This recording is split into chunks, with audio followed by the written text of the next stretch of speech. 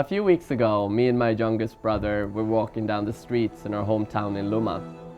We get passed by a group of Arabic immigrants, and my little brother says, "Well, hold on to your wallet.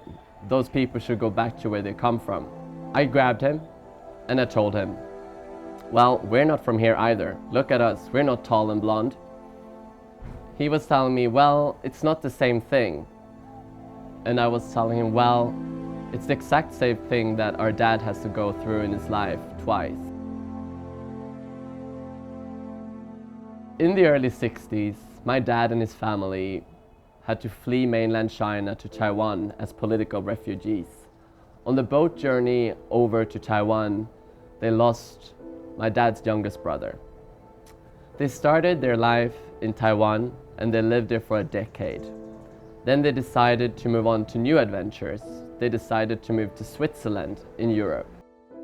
As you might know, Switzerland and Sweden is quite similar in English, but also in Chinese. You have Radian and Reishu. So my dad and his family decided to move to Switzerland, but ended up in Sweden. They made the best out of the situation and started up their first Chinese restaurant in Malmö. That's where he met my mother, and that's where I was born, that's where my two siblings were born, and that's where I grew up. A lot of people compliment me on my very good Swedish, and I just say thank you. Then they ask me where I'm from, and I tell them I'm Swedish. Then you get the follow-up question, but where are you really from? My name is Nils Simon Fuchang Hansson Yu.